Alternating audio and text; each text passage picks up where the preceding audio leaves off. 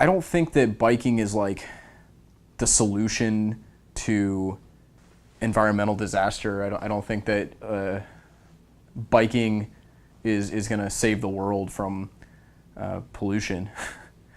You can't, like, being a martyr to some like political struggle is just like, it's so like fruitless usually. I shouldn't rain on people's positive attitudes.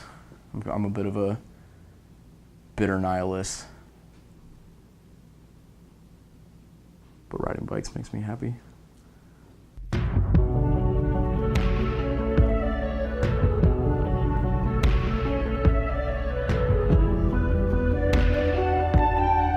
To be a cyclist in the modern American landscape, you gotta be kind of nuts. You don't really find boring people on bicycles.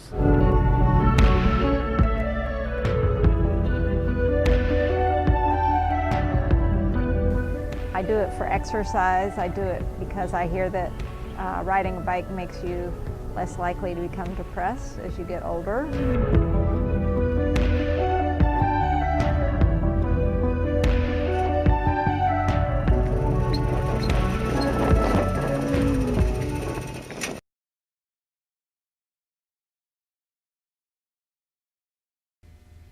It's interesting, to kind of live out the old adage that the world is run by those who show up. It's surprisingly true. It's just, the town of Chapel Hill is really responding to cyclists just because they're showing up. I mean, the transportation board is stacked with cyclists. No one on the transportation board is like, we need more parking. If you're on a bike in America, there's no right place to be. There's just no place. I mean, you're just like, good luck out there. You belong out there with those, giant wagons. It's just like, I think we're at a time where, from a big picture, we're getting a sense of where we are and what our resources are, and that they're very finite, and that we're going to have to make lifestyle changes if we're going to make it much longer. It's incredibly wasteful. I mean, using a 2,000 plus vehicle to move 150 to 200 pounds of meat around, human, living meat, it's overkill. I mean, it's like using a sledgehammer to kill a fly. I mean, it's so inefficient. I think we'll have greater influence over people's behaviors by changing the environment rather than trying to change the people. Here's my radical idea. Require every car driver, every time they drive, to wear a helmet. And I would love for helmets to be mandatory in cars, because it's just one more of those things that taps into that inherent laziness. It's like, I'm just going to the store. I don't want to put on my stupid car helmet. I'll just ride my bike. I'll just walk. Never mind. And then it's just, everything's safer. So I love to ride my bike because it gives me a sense of total freedom. Riding a bike is just the easiest way to get around, especially downtown like this. And when I see people driving, from Chapel Hill to Carrboro, one whole mile on a 20-mile-an-hour street, and then looking for parking for 10 minutes, it looks awful. My greatest hope for cyclists in the future is that they disappear as a class and just become people riding bikes. And that just everyone rides bikes all the time, and it's such a normal thing that there's not a class of person that is a cyclist. There's just, oh, of course you ride a bike. Everyone's riding a bike. We're all just riding bikes.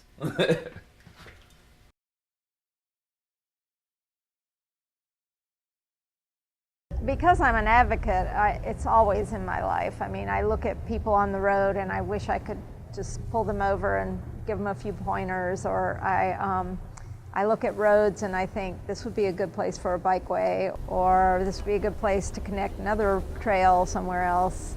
North Carolina as a whole is not a great cycling state. If you go to the League of American Bicyclists website and you look at where we stand in terms of rankings for states, I think we're about 25 or something like that. We do not have good passing laws in North Carolina. Most states have a 3-foot passing law, which means that anyone going around anyone else is supposed to have 3 feet of clearance between them. We have a 2-foot passing law. I go on bike vacations every year. I've gone to Canada, I've gone to Pennsylvania, I've gone to Oregon, And they bring in, Oregon, I think they bring in $450 million from bike tourism every year. They don't have anything we don't have. I mean, they don't. You know, I think making it look like, oh, bikes, they expect bikes to be here. Maybe I'll ride my bike next time. It's just planting those little seeds that you don't know how they're going to grow, but they will. But I don't think it has to be for everybody. I just think there are so many short trips that if you got in the habit of realizing that a 2-mile bike ride was nothing, that you would just reach for your bike instead of your car a lot of times. So it's just education. It all goes back to just making people aware of what we could be doing and what we are doing and what we need to do.